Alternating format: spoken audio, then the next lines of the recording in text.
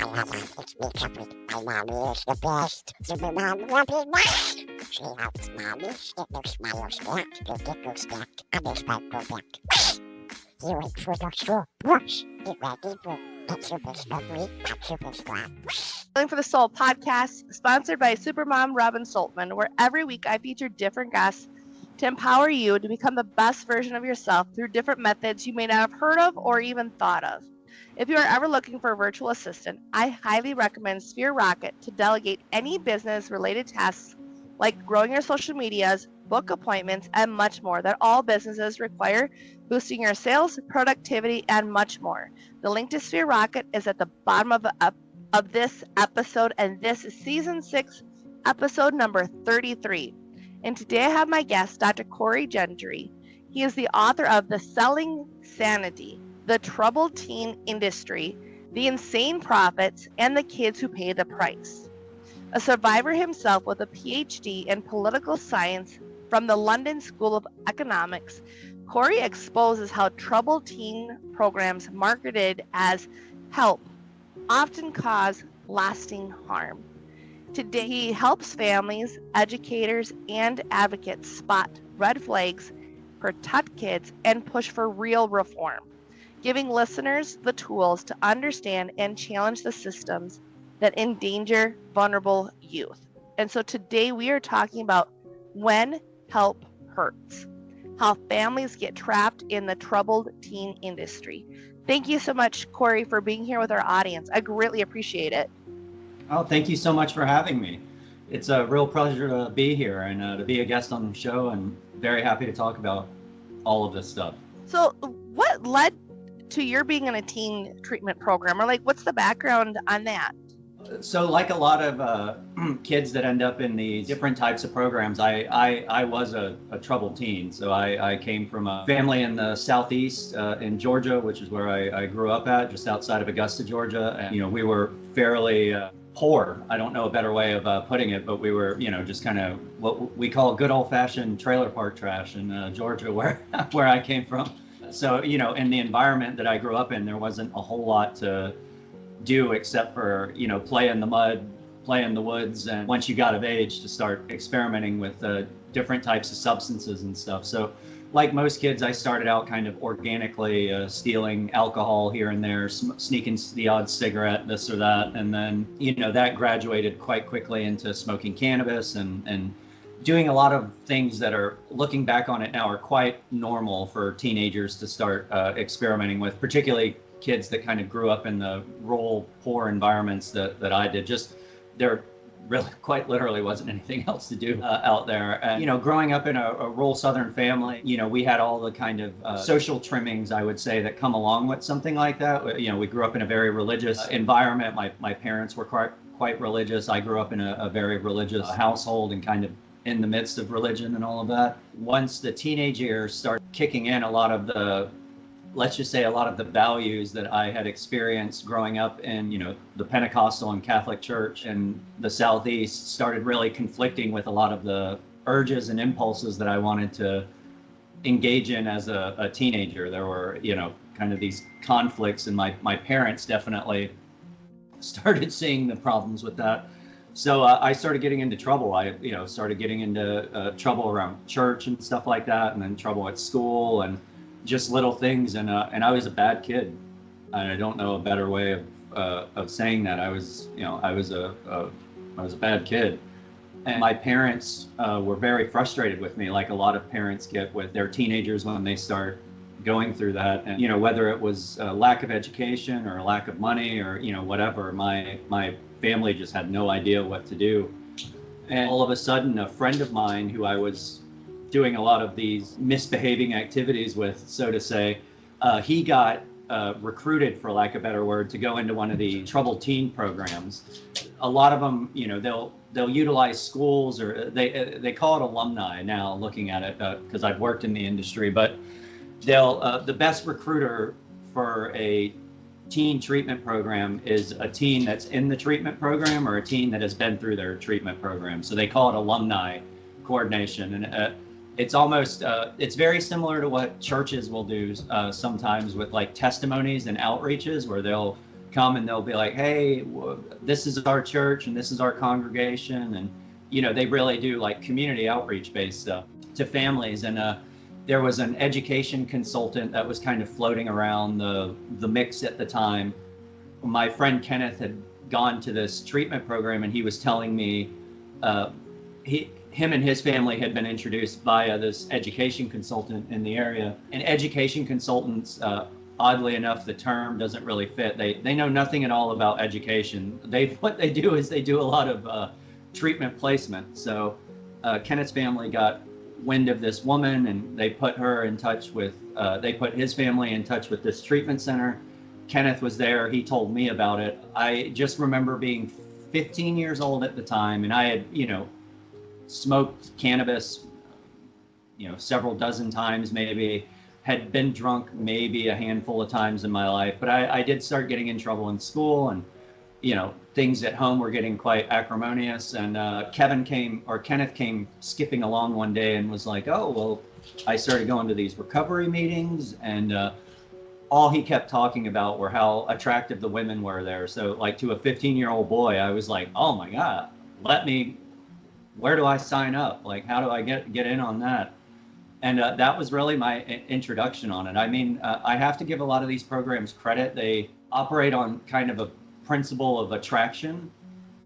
So they make it very attractive. The kids all came from these like very well-to-do upper middle class families. He was right. The women there were like very attractive, and they were very welcoming.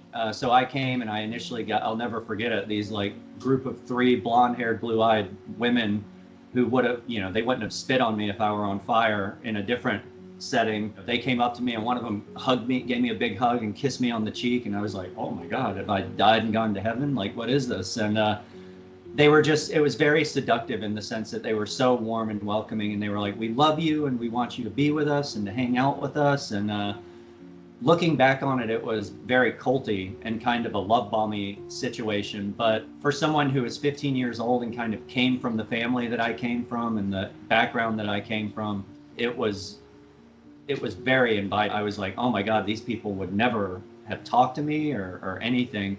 So they really kind of hooked me immediately, and they got buy-in from the most important person that you need to get buy-in from, which is the patient. In this respect, it was me.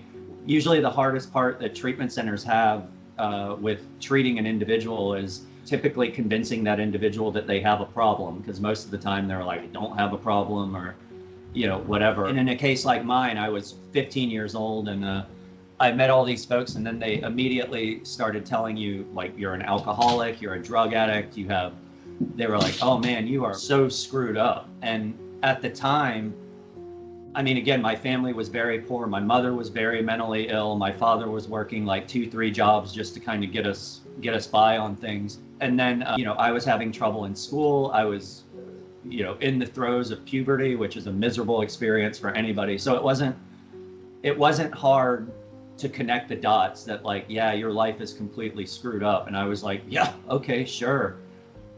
Of course it is. And then they kind of immediately pinned it on drugs and alcohol. And they were like, you're a drug addict and an alcoholic. Because I had shared some stories about, we done this, or, I had done this or that. And I'd gotten in trouble a few times at school for, various things. And again, a lot of this was just stupid stuff that teenagers do that, unfortunately, if you're a parent and you're about to raise teens, you too can look forward to this kind of stuff. It's just kind of, it's what teenagers do. They rebel. They try and figure out who they are. They start questioning things. Forgive me for saying it this way, but teenagers are a pain in the ass. It's sort of just a rite of passage with being a teenager. They can be real dickheads sometimes. You can want to strangle them one minute and then want to like love them to death the next minute. And it just is the territory that comes with being a teenager. And I fit that to the bill, and they quite creatively equated that to alcoholism and drug addiction. Now, they did no background checks on my family, on any of the abuse that I had incurred throughout. They didn't give me any kind of psychiatric testing or psychological testing or profiling to like see if I were maybe bipolar or depression or pre-psychosis or anything that you would typically do if you went to a doctor's office and said, hey, I think this is going on, that's going on. A doctor would go through a series of like tests and ask you a variety of questions to kind of rule this out or rule that out. None of that really happens. And that was, 20 something years ago, but the system has not changed much since then. And they just gave me this label and they were like, hey, you're a drug addict and an alcoholic, and your life is completely screwed up and you don't know how to make good decisions. So you have to rely on us. We can help you. And in fact, only we can help you. So as a 15-year-old, I was like, well, okay. And the condition of that is if I stayed, I got to hang out with all of these like really attractive people and do all of this fun stuff. And if I didn't, they just kind of cut me off immediately. So that was my introduction. And of course, I didn't want to go. When they introduced me, I was like, oh my God, this is amazing. And then they were like, well, we're going to talk to your parents and everything. And this day, I have no idea what they said to my parents, but it was, having been in a lot of these conversations since then, it probably went something like this, like, your kid is completely screwed up and he is going to die if you do not let us help him. And that is a really compelling message to a parent that is both, very frustrated with their child and also quite scared. My parents, probably didn't have much love for me at that time just because I was such a dickhead. But they did love me and they did not want me to die.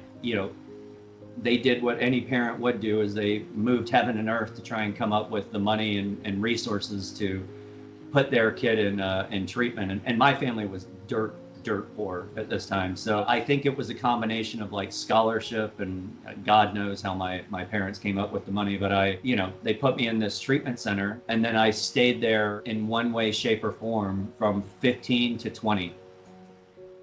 So if you don't mind me interrupting and asking here. Oh, not at all. So it almost sounded like how they hooked you into this treatment program was that they told your parents that you were going to die if they didn't get you help. And it's like they used the beautiful women, so to speak, to gain access to you to say, hey, yeah, you do need help, but then tell your parents that if they don't help you, that you're going to die. If I understand correctly. Yeah, I mean, it was if you think about it, it was sort of an ideal sales pitch to a 15-year-old boy. Because in addition to having a very hormonal 15-year-old be greeted by a gaggle of gorgeous women, in addition to that, they also were like, hey, we want you to drop out of school. So one of the things was they were like, you need to stop school because that is part of the problem. And they were like, and don't worry about it. We'll explain it to your parents. So that was sort of the other, you can imagine what a 15-year-old who hates school anyway, they were like, yeah, you don't need to go to school. You can just come to, I was like, really? Okay, absolutely. And then there was the aspect of they know how to appeal to teenagers. They know what's attractive to teenagers. They know, it was like, we'll get you out of school. There's a lot of peer pressure with friends and stuff like that. So they utilize all of that. And all of it sounds very cynical saying it this way, but it's all a way to just get the teenager to kind of acquiesce and just submit to ultimately what they want you to do. And then they kind of use this very attractive community, for lack of better words, in my case, that was very seductive, and then they start putting conditions on the community. So when I was in there, it was like, okay, you're a member of the group now, but you can't hang out with anyone that's not in the group. So it was like, we only want you to be friends with people that are in the group. So that was one. And then I was removed from school and everything, which, it wasn't like I was doing a whole lot there to begin with, but they removed you from school. They kind of isolated you from your family a fair bit. So like familial isolation, and logically, sometimes that can make sense. And when I talk to families, I warn them about that, because on the surface with, like, for instance, my parents, I'm sure they were like, yeah, we don't want to talk to this kid for a while. Like, they were happy to get him away from us. So logically, there's kind of it's like, okay, that makes sense. No family contact, no contact with outside peers. They'll use sort of logical language like, yeah, you need to change your playmates and playgrounds and playthings. But essentially what most of these troubled teen treatment programs are doing, and what, quite frankly, a lot of adult programs are doing, is they're going to somebody and being like, look, you're not really doing that well in reality, right? So the reality that I was living in was like school and my parents' home and just everyday functioning. And they were kind of like, you don't do reality very well at all. You're failing in school. You got these drug habits. Your parents hate you. Like, you know, and again, someone in my condition that did have some underlying mental health issues, whose family was extremely poor, whose mother was abusive, it's not hard to connect those dots. Like, yeah, I'm not doing well in reality. So their solution is essentially to take you out of reality and put you into this alternate reality, which is typically their community or their treatment program. And you live there, you just hang out with people there. You only get jobs and work with people in the treatment program. So they create this kind of self-sustained environment, which, again, theoretically, it sounds quite helpful. It's like, okay, we're going to get them away from this. It's going to be a supportive community where everybody's kind of on the same page and working towards the same goals. So theoretically, it again sounds like, okay, this is logical. This makes sense. Like, I could see how this happens. But in actual practice, it was quite the opposite, because in a good therapeutic community, you have the adults running the show, for lack of better words. So there's a saying in mental health where it's like, you don't want the inmates running the insane asylum kind of thing. But unfortunately, with a lot of these treatment programs, it's the inmates are running the insane asylum. Most of the counselors that are in these treatment programs are kids like me that went through that treatment program. So it's kind of the only reality that they know. And anecdotally for them, it's like, oh, well, it worked for me, so it just must mean it works for everybody. So there's kind of that mentality. They were very confident too in the way that they did it. So it made it all sound like this is the way. And if you don't follow this way, then you're gonna die. So for somebody like me that kind of bought the message, for lack of a better word, I was like, I will do whatever you all tell me to do. So that was kind of the hook. And then with my parents at the time, they were like, look, you mean to tell me that I don't have to deal with this kid for like the next couple years and that he'll be your problem, not our problem? They were like, absolutely, do whatever you want to do to him. And that was kind of how it all started. That's a lot for any one person that's listening to take in at the same time, but I'm sure there's a lot of people that have experienced that. And what it reminded me of is especially like the mental health community, how I'm from Minnesota. I'm not from South Dakota. So back home in Minnesota, there literally is like a community where they've got the people that are all the mentally ill that have like the depression, the bipolar, and they all hang together. And I'm like, it never made sense to me. If you want to become great, why would you hang around like-minded people that have this same problem, that suffer from the same issues, that are in that same community? But as you were speaking, it's like, it's a way that gives, like, I think of Dr. Robert Cialdini and his principles of influencing people. They use like the social proof that this works, like what you had said, and then they use the other tactics of like, well, if you want to be like us, you want to be attracted, to the other people that are in the same group. And then they don't even tell you that how the tactics that they're using really are not helping you at the same time, because it's like what you said, that they're people that grow up, that were in the programs, grow up, and then they go as an adult, go back to the programs. Well, it worked for me, so it should work for everybody else. And that's not the case. But then it's like I said, that mental health one is what I can think about, because as you were speaking, I'm like, that sounds exactly like the mental health program. So then when I'm trying to talk to somebody, get them to think outside the box for like how hypnosis is so much better, because it's essentially all hypnosis is self-hypnosis.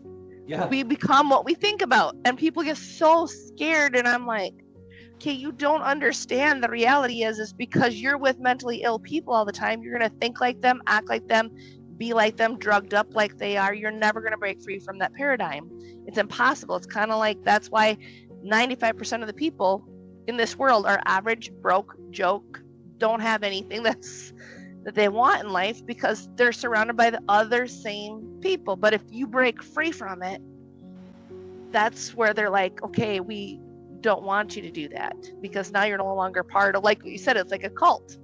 Yeah. And I think society is in that way the same aspect, which also brings me to a question I have too is, what role does money play in how the kids are treated or mistreated in these programs? That we could do a whole show on that just by itself. I mean, I will say with a lot of these troubled teen treatment programs, particularly the long-term ones, and allow me to, for your viewers to kind of unpack what I mean by troubled teen programs. So there are any teen residential treatment center, whether they want to admit it or not, is in one way, shape, or form a part of the troubled teen industry apparatus, for lack of better words.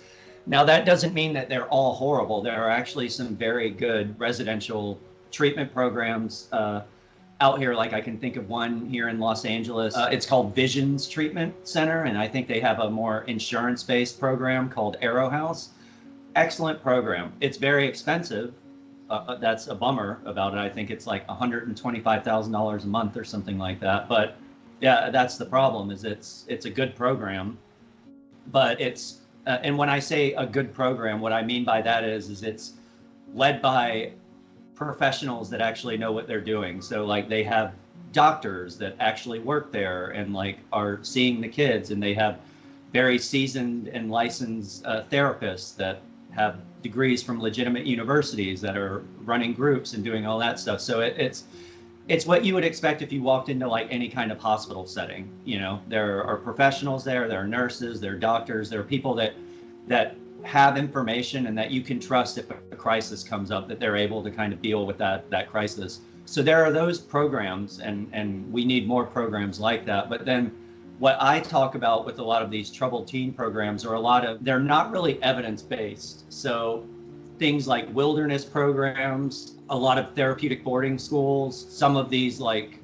behavior modification programs, and typically they last for like a very long time. So these are programs that you go to for like 6 months, 9 months, a year, 2 years, stuff like that. And that's very indoctrinating to the point that you were just making is I've always heard about it, and in like social science research, you tend to think about it in terms of like water always finds its kind of equilibrium, and human beings are very much the same way. And phrase we use a lot in like circles when it comes to indoctrination or with kids that are involved in like gangs or even terrorist organizations or like anti-government things like that, is there is an element of we call it the crab in the bucket syndrome. Is if you put a bunch of crabs in a bucket, they can't get out of the bucket and it's not because they're not all trying, it's just the social nature of the crabs is as soon as one gets up and starts climbing out, all the other crabs latch onto that crab to try and get out, and all they end up doing is just pulling it back in. So it creates this kind of cycle of if you put a bunch of crabs in a bucket, they won't get out. I think in that respect, that definitely happens, and those programs do exist. So that's what I mean by the difference between the kind of troubled teen and then these other ones. And what I've seen in a lot of these troubled teen programs is what they're teaching is dependence. So they're kind of it's exactly what you were talking about. It's almost like, well, you're dependent on this substance or you're dependent on this, whatever, and that's bad, but it's good to be dependent on us because we're good. So, and the problem with that is that I equate it like a lot of these programs, the methodology is basically, it's like getting someone to be quiet by duct taping their mouth shut. It works while they're in the environment and their mouth is duct taped, but eventually you're going to have to take it off. And when you do, they're probably going to have something to say. I'm one of them that speak up about the mental health, because I'm like 16 years of talk therapy. I didn't get anywhere at all. And I'm like, same with the medications. I'm like, I refuse to partake in that field. And I've told other people, I'm like, you want to break out of it, you cannot go back to doing the same thing. Doesn't mean that there's days I'm not tempted. Because I'm like, that's part of that behavior. But that crabs in the bucket, that literally is a syndrome, you said, Or is that like, I think that has to be almost like research based, like on the crabs, because I've heard it from other places that I've gotten personal development training from as well. I'm like, I didn't know if that's actual real, but it certainly feels like it. I'm using it as an analogous sort of source. Well, and I appreciate it though. There's a lot of social and political and psychological science research that really backs that up around collective human behavior. And it's just we're pack animals at the end of the day. I mean, human beings, as much as we are. Love, talk about our autonomy and this and that. At the end of the day, we're very much herd creatures. So everybody wants to kind of fit in a pack in one way or another. So they're willing to kind of, and it's a social contract that we all kind of operate in the world that we live in. It's like we kind of give up certain things in return for certain other things. And I think communities are somewhat like that. In my research and everything, communities are very much like that, whether they're big communities or small communities, religious or secular communities, it doesn't matter. The sort of ideological decorations, for lack of a better word, might vary, but the fundamentals are still pretty much the same. We're pack animals. We want to be socially accepted. We want to fit into the group. There's an element of not questioning things that happens when you're in situations like that. So, well, no, and I appreciate it because it's one of those things that still fascinate me. It's like people think that we've evolved, that we've changed like over time because AI is like growing so fast, and it's like we really have not changed.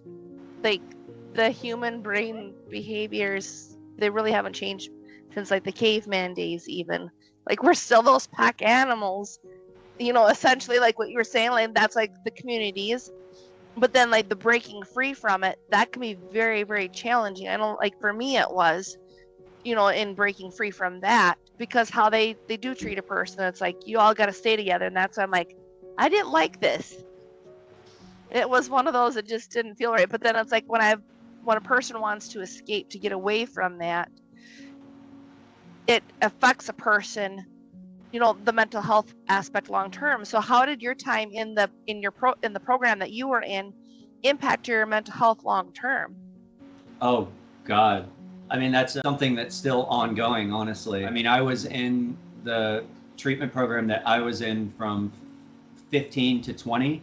And I mean, I'd gone in and out a few different times, but they always were very effective at kind of bringing you back in. The psychological damage, I don't know if I'll ever get over it fully, to be honest with you. But I was in treatment with between 25 and 30 different people. I would say almost half of those people have killed themselves or had some like major, they're in jail or something happened. A lot of the women I was in treatment with and stuff, it's done irreparable damage to a lot of those people. I don't know a better way to describe it. I was very, very fortunate in that when I got out, I decided to move to Europe. So I was like, I got out and everybody was kind of like, you were in a cult.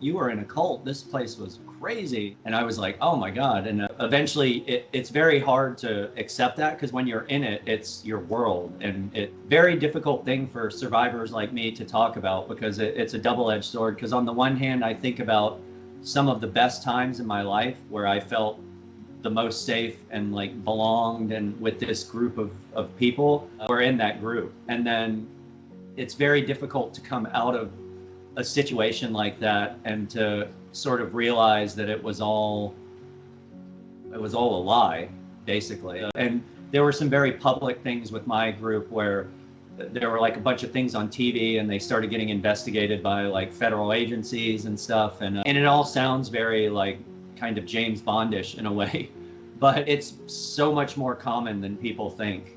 And that is really what inspired me later on, 25, 26 years after, to really write the book, is because I ended up working in the treatment industry after that. I never wanted to. When I got out, I was like, to hell with these people, I'm moving to Europe. And I went and spent 13 years over there and got, educated far beyond my intelligence, as my father would say. But when I moved back to the States, I didn't want to have anything to do with the treatment industry. And I really had thought at that time that it had changed, that all the programs that were like mine had been shut down and, whatever, because I'd been away from the States for 20 years at that time or something. So I kind of came back, and then in 2008 and all of that with the Affordable Care Act being passed, insurance started covering behavioral health stuff. So I kind of naively thought like, oh, well, now that it's national legislation and insurance companies have to cover it, like surely it's going to be more regulated than it was like 25 years ago when my family was putting me, because then it was all cash. They didn't cover anything. You just paid, and that was it. I came into it in 2018 or 2019 after I had moved back to the States, and I was working in a very different industry. I was actually working for Rolls-Royce Motor Company. I was doing marketing and advertising for them, and I kind of came into it just by accident. I knew people in the recovery world, and they knew me, and they were like, hey, we own these treatment centers, and they had so much money. Because I always thought, the thing I did remember from treatment when I was a patient is all the counselors were very broke. Like the people that actually worked in the treatment center, they made no money. And I knew that, and I was very poor. And I knew that, being a very poor, like 17-year-old, I was like, man, you guys are broke. Like, I'm not going to do this. So, so I was like, I want to make money. Hence where I went to school and, you know, the companies I worked for. But I started meeting these guys in the treatment world, and the thing that kind of seduced me back into it was the money, because I saw what the owners of the treatment programs were making. They liked me because I had been through a treatment program. I was this educated, like somewhat successful person. So for them, it was great, just PR and advertising. They were like, oh, look, it worked for him. So, you know, whatever. And the amount of money that they were throwing at me was like, it was like way more than I was making at Rolls-Royce. And that just tells you something. It was like over double what I was making with them. And I couldn't believe it. I was like, really? And, you know, I am a closet idealist in a lot of ways. So I really didn't think that I was making a huge difference in the world advertising, you know, overpriced cars to billionaires. I was like, this probably isn't, you know, moving the needle of society a whole hell of a lot. So the notion of working in treatment and like really making a difference in people's lives was very attractive. And the thought that like you could make a lot of money doing it and help people as well, I was like, well, it's a win-win.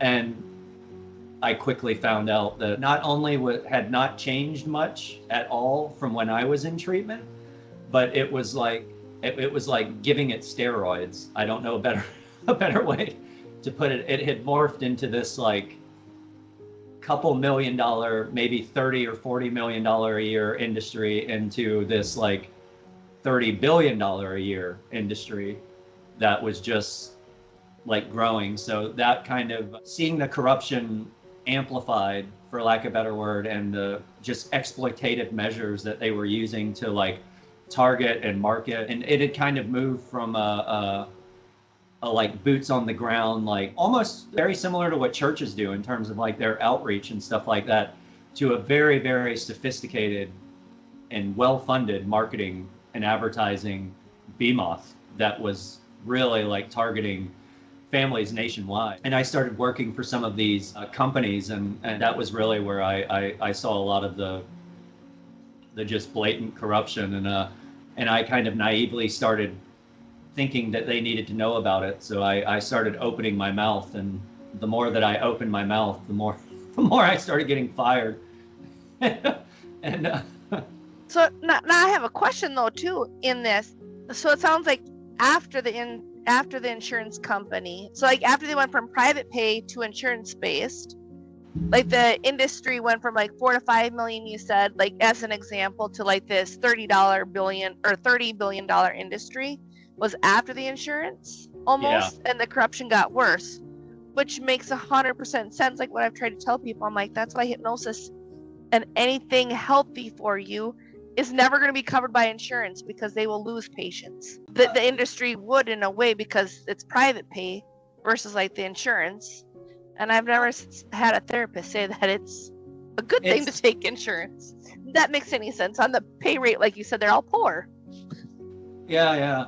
Well, yeah, I mean, it's a big problem because, like, for instance, in 2007, when the Affordable Care Act was passed and everything, the insurance company, everybody likes to hate the insurance companies. And trust me, I have no love for them either. But like, in this case, it's an interesting phenomenon where particularly companies like BCBS, like Blue Cross Blue Shield, or an Anthem and Cigna, and some of the like major providers, they really bent over backwards to accommodate behavioral health care, because they were like, okay, we have to cover it. And the problem actually wasn't that insurance companies weren't covering it. They actually covered it extremely well. So a lot of these private pay places, they started taking insurance because they were like, oh my God, we can make like double, triple what we were making off of private pay, because they could appeal to a more mass-oriented audience.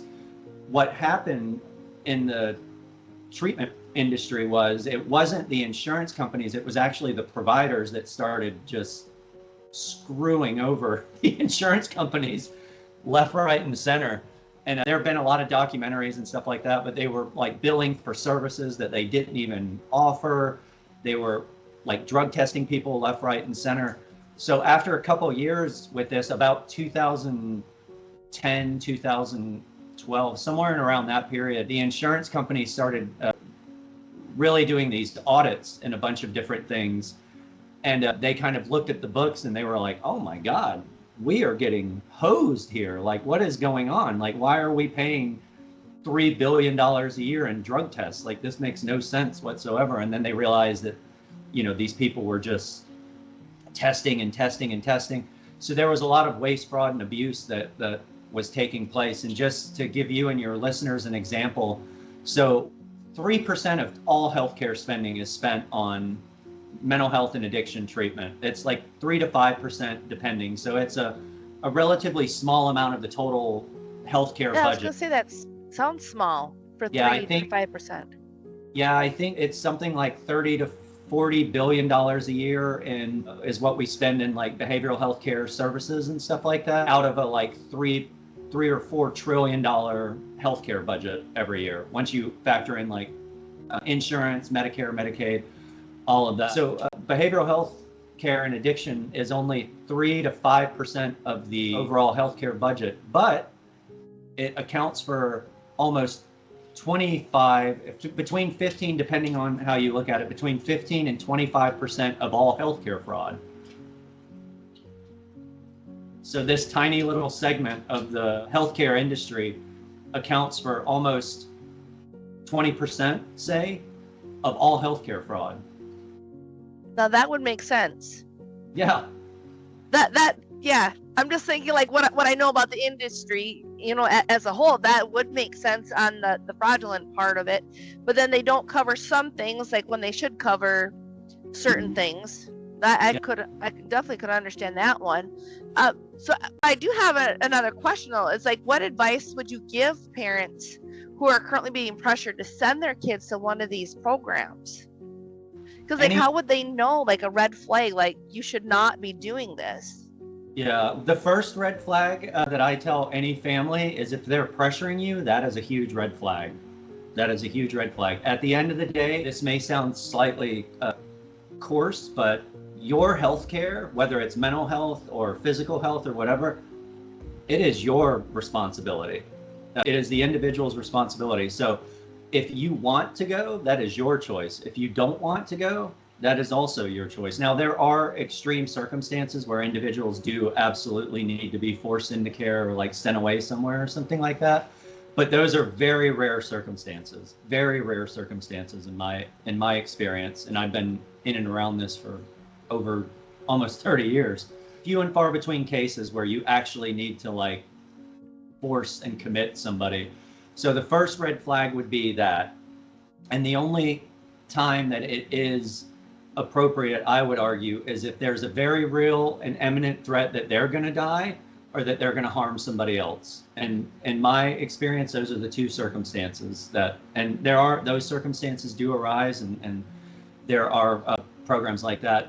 The other component is, so that's the first red flag. And then the second piece of advice is, I always tell families, look into a treatment center the way that you would look into a college that you were going to send your kid to, because that treatment center is going to have so much more of an impact on your child than any college or university ever would. So you should look into a treatment program and the people that are there the way that you would a university for your kid, because it's going to have as much, if not more, impact on your child's life. So look at who the owners are.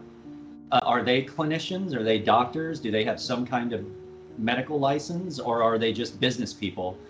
If they're just business people, that's a cause for concern. The other would be to look at the actual therapists that are going to be treating your kid. So what a lot of programs will do is they'll put they're very good at marketing. I'll give them that. And I know that because I'm very good at marketing, and I've done a lot of the marketing for these treatment programs. So they know how to make it look good. So it's a lot of glossy brochures, and they'll have pictures of this and that. And a lot of it will look good.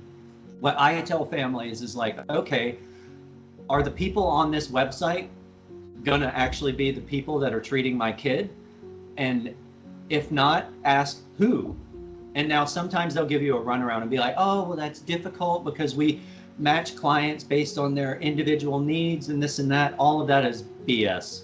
If they start giving you that, you can tell them like, look, stop giving me the sales pitch. You as a parent and as a client have the right to advocate for an individual to treat your kid. So you as a parent or as someone that's like going in, you can say, no, I want to know who this person is that's going to be treating my kid. And I want to know what their license is, if they even have any, because a lot of them, what they'll do is they'll put like a therapist that's licensed and that maybe looks pretty good on the website. And then they'll have like associate therapists that are actually going to be the ones that are treating your kid. And an associate therapist is like the equivalent of a resident at a hospital.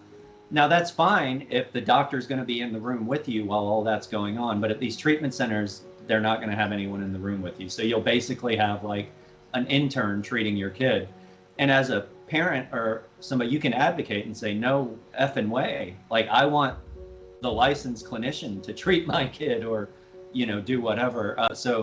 I definitely would look into that, and then look at their outcome studies and ask them for their data in its entirety. Because a lot of, again, and I know this because I've helped programs and done some of this, is they're really good at coming up with, like, I call it pseudoscience. So they'll come up with this like kind of pseudoscience stuff that's like, oh, we have these outcomes and it's a 75% success rate with people that, or an 85% success rate or something like that with folks that like complete our program. And as a parent, you're like, oh, that's pretty good. 70, 85, that's like, I'd gamble on that, I'd gamble on that. They're odds I'd take.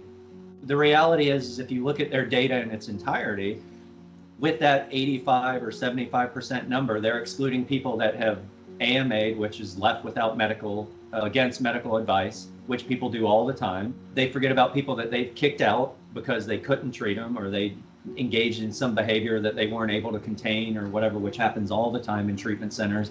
Or, sometimes their insurance will lapse. And despite what these programs say, as soon as your ability to pay is hindered, you are going out the door as fast as they can make it happen. So ask them to see their data in their entirety. In most places, if you look at the data in its entirety, their success rates all pretty much even out to about the same, with the exception of a few programs. Their success rates all even out to about 25% success rate, something like that.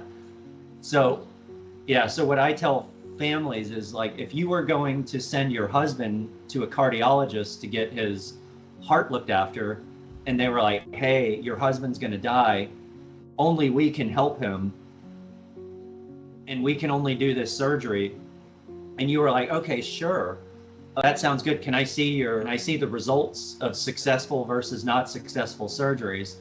If that cardiologist had a 25% success rate, you'd be like, I need to find another doctor to do this surgery. You know what I mean? Yeah, you definitely would. That's what I'm thinking. That's exactly how they trick a person into those things. Because I'm thinking, like, one of the things that I've always wondered is if treatment programs in general are successful. I mean, like, they're for very few people, probably, like, I don't know, like, the actual percentage. You said it's about 20 to 25%.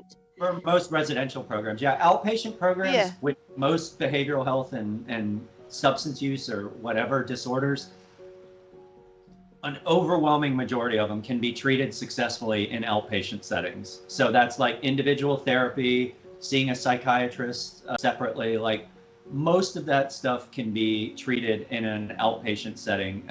Most like very acute episodes, for instance, like with schizophrenia, something I know a lot about. My mother was a schizophrenic and killed herself from the disease. But with like schizophrenics, for instance, schizophrenics need to be hospitalized if they're having like a psychotic break or a first break psychosis or a breakthrough psychotic moment or something like that. 100% those individuals need to be stabilized. But typically that stabilization process is like maybe 7 to 10 days, because that's about how long it takes for, particularly now with injectable psychiatric medications, that's about how long it takes for the medication to come in and then for that individual to stabilize and for you to get what we call in the psychiatric world like a baseline for the individual. So they kind of have a baseline of health that you can then build off of, right? In any kind of acute mental health episode, that's really what you're looking for. You're looking to stabilize the individual long enough so that you have kind of a baseline of psychiatric health that you can start building off of. Well, most of that can be achieved within like a pretty short time period, and then the rest of that, once that baseline is established, it can be managed pretty well outpatient. So a lot of these like residential programs or these farms or places where it's like, yeah, come to us and we expect you to be there for a minimum of like 90 days or 180 days or whatever. For me, those are typically red flags, unless the person is like, for instance, with someone with like that was very far on the spectrum with like an autism diagnosis, like very low functioning autism or neurodivergent disorders. Those individuals typically are some of the few in the population that really benefit from like long-term programs like that. And a lot of that is because a lot of it is like sensory integration, and it's stuff that just takes a long time to like to acclimate individuals on. And some of that has to do with like medication and stuff, but a lot of it is just skills training that you're teaching kids. And there are amazing programs out there. Like there's a program in New York called Shrub Oak Academy, and they're kind of like the program for like really low functioning autism and neurodivergent disorders. And they do God's work there. I mean, that's a really amazing program. It's very expensive, but like it's covered by like most state funding and stuff like that. And they do excellent work. There's a few other places like Gould Family Farms is another one in the Northeast, and there are a few out here that are long-term therapeutic living camps, and those are for people that are very schizophrenic, like people that if they weren't there, they would be in like some state insane asylum, or they would be the people that you see kind of walking around eating out of trash cans in like an urban environment. You know, they're just very psychiatrically challenged individuals. In those types of cases, long-term treatment, absolutely, because they're so low functioning that they need that level of support to kind of be able to stand up on their own 2 feet. Most people, though, they don't need that. They can kind of function with varying degrees of success or lack thereof, but they can kind of function in one way or another in society. So the goal of like good treatment and good therapy, good psychiatry, any of that, isn't to kind of indoctrinate you into this world where you just have to lean on it in order to survive. In my opinion, that's no different from like a terrorist organization or somebody becoming institutionalized in a prison system. That's ultimately what you want. The goal of good therapy and good treatment is, and I think any healthy therapist or treatment program that I've ever talked to or that I've ever experienced for myself, they will all tell you the same thing. They'll be like, my job as a practitioner, as a therapist, as someone that is in the helping people or the healing people business, my job is to eventually work myself out of a job. So anyone that isn't trying to do that, that's a problem. Well, yeah, and that I would agree with that on that part of it, especially for like the therapist part, because they're supposed to work themselves out of the job instead of keeping the person in it. But I was wondering, like, for the success rate for like the alcohol and the drug treatments, like for the adults even, because that's what I was wondering. It seems like a person, like they only work, it doesn't seem like it works for everybody. Some, you know, like No, the success rates are You know, very like what low. I'm trying. You know what I'm trying to ask? Yeah. Like, No, the success rates are very low. because it And gets frustrating. one would think that, and this is my big gripe with a lot of these treatment programs particularly on the substance use side, is everybody, and this is another red flag that I would argue listeners to look out for, is if there anything that's like I call in the recovery world, at least in like the old school recovery world, they used to say that you can microwave yourself into recovery, but you cannot microwave yourself out of recovery. So anyone that is kind of meaning that just kind of like anything is, it usually doesn't take a long time to break something, you know. Breaking something is usually really easy, whether it's physically, psychologically, morally, whatever. But the repair part takes time. And what's frustrating in the addiction and mental health space is that there are all these voices, most of whom have no idea what they're talking about, but are very good at talking and pretending as if they do, coming up with all these like new and interesting ways for people to recover or do this or that or whatever. And it's almost like 30 days to a new you or whatever. Anytime you hear that kind of stuff, I say run and run as fast as you can, because mental health and addiction, all of that, we know the answers to it already. It's a lot of it is just like individual therapy, nutrition, proper medication. We have formulas that like work. Mental health care and addiction care, kind of like healthcare, it's not supposed to be this like sexy, exciting, like ooh, bells and whistles kind. It's kind of a boring process, you know. It's like you go in, you do these root kind of things. A lot of it is repetition. A lot of it is just putting yourself in uncomfortable situations and then learning from that. A lot of it's like exposure-based therapy and learning skills and the process of that, and kind of being able to identify and challenge existing or new ideas that are coming into play. So ideas that you have about yourself, about other people, about the world around you, and your kind of relationship to that.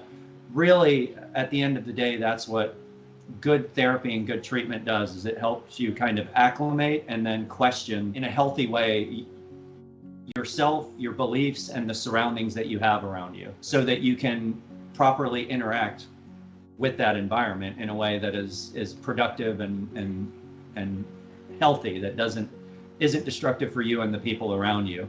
And what most of these behavior modification or these sort of alternative kind of culty-like treatment programs or treatment things, they are, in my opinion, doing it, as my father would say, bass backwards. You know, it's like they're again taking people out of reality, putting them into this alternate reality, and then getting really frustrated that when they throw them out of this alternate reality back into reality, they're like, oh, well, why aren't you working properly? And then it must be your fault, not our fault, that it's not working. So you need to come back and just try our model again. And I think after years of doing this, we've kind of proven that, like, yeah, this isn't working. This doesn't really work. It's actually not just very frustrating and damaging, but it's a hell of a lot of waste of money and time too.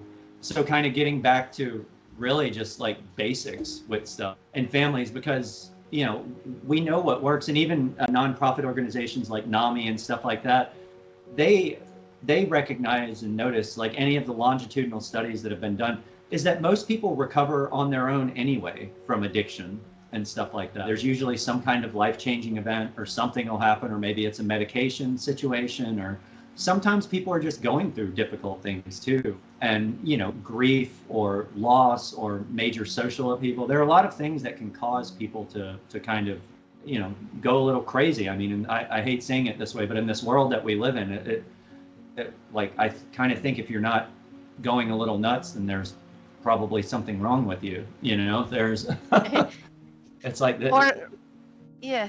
Well, no, I agree with you on that one, especially like with the way things have gotten at certain times. I'm like, the more I've gotten away from the average and the way people are doing things, like what I had said, you know, like even escaping that part of it, it's like I look and I'm like back on things and I'm like, I was never the crazy one. It's everybody else that wanted to stay caught in that matrix, that 95% of the world that's doing the things. And I'm like, I do not want to be like any of them. I want to be the top 5% that's changing the world, that's making the impact, doing the things, because I don't want nothing to do with that matrix. Like, you're trying to escape it. So then I'm also wondering, like, why did you write Selling Sanity, and why now? Does that play into like today's world? And essentially, I'd love to say that I had some like major psychic breakthrough, and that I achieved some heightened level of enlightenment, and I wanted to spread a message of good in the world. That would be a total lie, though. I honestly, I got so angry at it that I was like, I have to do. Honestly, they pissed me off enough where I was like, all right, I'm going to write a book about this, because I kept seeing in the industry how everybody was gaslighting folks that were talking about things outside of the industry. So Paris Hilton, for instance, has been a big advocate of, and has really inspired a lot of people. I'm very both proud of her and inspired by what she's done in terms of speaking out. And I know people that were in treatment with Paris. I know the treatment center that Paris went through, and a lot of people in the industry, when she started speaking up a few years ago about this, they all started really saying a lot of horrible things about her. And they were like, oh, this is sensationalism. She's lying. This is all BS. The industry's changed. These are just a few, I heard all of the stuff. And from an insider this time, I was like, you people are effing lying. I was like, I don't know a better way of saying it, but like, this is BS. Like, no, she's not lying. And then again, I started confronting people in the industry about certain things. And I started seeing some of my abusers from when I was in treatment, like guys that owned the program that had been investigated and were shut down. And they were opening up treatment programs. And I was like, how is this guy able to open up a treatment program after he's been investigated by the feds in Texas and in Georgia and in this state and that state, and now he's opening up a treatment program in Arizona or California or whatever. So I started confronting people on that, and they were like, oh, well, you have to understand this and you have to understand that.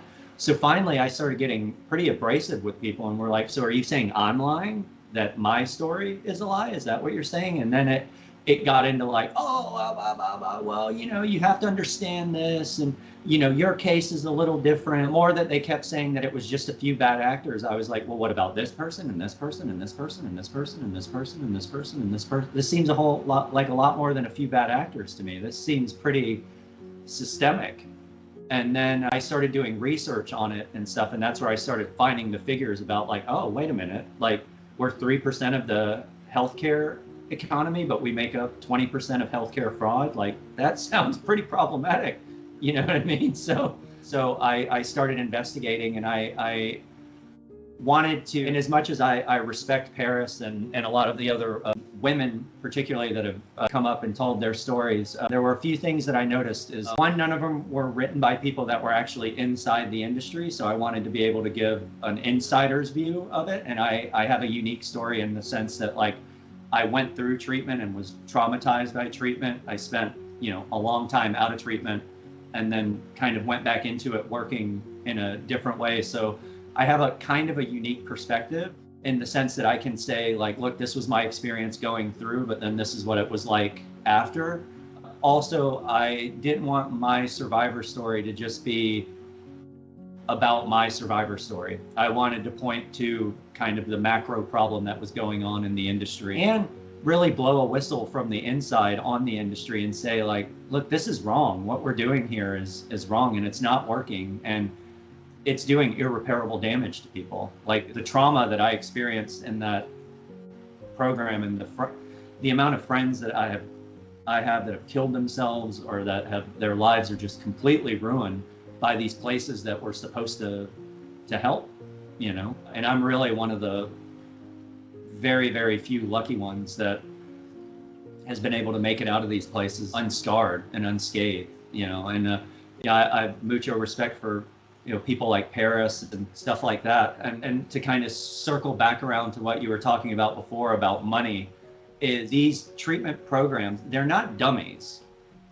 and they know where the money is. So they're not, it's so funny because on TV and stuff now, you see all these things, and on social media, everybody's like, we're improving access and we're expanding access to care. And it just makes me want to gag on my own vomit, because I'm like, oh, this is such BS. You're not expanding access to anybody, because they're not helping poor people. They're not helping people like me that came from trailer parks or disenfranchised parts of town.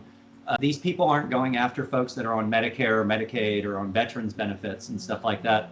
They're targeting upper middle class, wealthy families that either have good insurance or that can afford to pay all the out-of-pocket costs that isn't covered by insurance.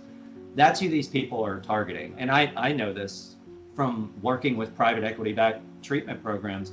When they go into an area, they don't look at like, oh, how many people are dying of fentanyl addiction in this area, or how many people are this or that. When a treatment center opens up in a neighborhood, they look at what investment houses are near, because they look at where a Charles Schwab or like a JP Morgan investment place is or something like that, because they know that within that zip code, if individuals are able to invest in places like a Charles Schwab or a JP Morgan or some private family investment firm, they probably have the disposable income to pay for their kid to go to treatment or to send them to one of these treatment programs or whatever. So the market research that these companies, that these private equity-backed and corporate treatment companies are doing, or even the private ones, like the high-end ones that are charging $150,000, $250,000 a month for treatment, they're not doing this out of the kindness of their heart. Now, they may talk a good game about like, oh, we provide a level of care that should be provided by the rest of the world. All of that is just like BS. It's a marketing tool. They're hitting up wealthy, well-to-do families. So these people aren't opening up treatment programs in like the outskirts of Bakersfield, California, or the outskirts of, or like South Dakota, for instance, places like that. They're not going to rural America to like try and solve the problem there. They go to where the money is at. And the unfortunate thing about that is kind of circling back around to what I was saying before about, in terms of the models that we have that do work in terms of treating kids and stuff, we already have them, and they exist, oddly enough, at the state level. So a lot of them are funded by like community mental health programs or the Veterans Hospital. I cannot say enough about the VA. Like, they are amazing and they do amazing work there. But the problem is that these organizations aren't funded. We don't fund those organizations. The private insurance companies and stuff are funding these for-profit programs that are quite frankly doing a lot more harm than they are good. And they're the reasons that, our healthcare premiums jump 15, 20% every year, or 10% or whatever it is. It's because, of the waste, fraud, and abuse that's going on in this sector, and the inefficiencies in the commercial insurance and commercial healthcare sectors, particularly mental health and substance use. So we're not funding like state programs that actually work and do a good job of rehabilitating people. We're funding these kind of almost like wild science projects they look really good and they sound really good, but at the end of the day, the results that they give is subpar at best. No, and all of that makes sense though too, because like any good business model, you're gonna go for the people who can afford your services. You'd never go for people that can't afford it. Just anyone with an IQ test would know that you'd go for that. I'm just saying that's an IQ test right there. But at the same time, I'm thinking, well, that's how child protection does it too. They're very much a cash for the kids, and a lot of people don't even want to hear it. They don't want nothing. They're like, you have to do something wrong. It's all that old thinking, and it's like, no, that's a whole other ball game system of how they do things to target certain people even in that industry. But it's like, as a whole, it's amazing how the different industries they have the CYA like used in the nursing home, cover your ass. I'm just saying. Yeah. That's what everybody does, and it's like, well, to me, it just meant if you're going to do the CYA, it's like you make sure that you're doing the right thing. You're helping the person. You actually want them to succeed. That's what CYA meant to me. Then to find out later that is not what it means. It means you just protect your industry, you protect your boss, you protect the upper of it. And and it should not be that way at all. So I appreciate that you wrote that book, The Selling the Sanity, because I'm thinking I could write one about CPS and how it's a cash system. It's sex trafficking is what they're doing. And a lot of people think they're helping and they're not. And it's like, no. No, my friends, you've got it totally backwards. I know some people that need to be helped and they're not getting it, but it's because they don't got the right hair, skin, color, background for them to be used in that industry, which is sad. Oh, I mean, it's very similar in the substance use treatment industry. I mean, is it? Oh, I always joke around about I'm like, why is it so white in this field? It's like, they all talk about diversity and this and that, but in the commercial treatment, again, it's like white, middle class. It's like, it's the same demographic of people, and there's tons of they've cracked down on it a fair bit now, but there's tons of body brokering and stuff like that. So paying people to go to treatment and paying people to relapse while they're in treatment so that they can readmit. Sounds just like child protection, like what they do. Yeah. The exact same. Yeah, people are getting paid, and a lot of these education consultants, you're paying them however much money, or they're getting paid by the state or by somebody however much money to place kids in treatment programs. And what a lot of families don't know is a lot of these education consultants, particularly the private cash pay ones, not only are they getting paid by you, but they get a little kickback from the treatment centers that they place them in. So the treatment center will be like, oh, now they may do it in creative ways where it's like, oh, this woman, she was so nice, she sent 10 kids to us this year, so we're going to send her a Christmas present, and it's going to be a $30,000 Hermes Birkin bag or something like that. And it's like, oh, thanks so much for thinking of us, or it's $150,000 Patek Philippe watch or something like that. Oh yeah, they do that stuff all the time. All the time. Well, this is even more fascinating now. This is a whole other level that was definitely not planning on, because I'm like, you're the only other person I've met that understood the CPS system alone, how they do it, the foster care. Mm-hmm. Even because I'm like, that's all sex trafficking. It's all kids for cash. Yeah, and that's what us parents started calling it. Because with the fosters, you get paid per kid, right? You get money from the state for every kid you have in your home.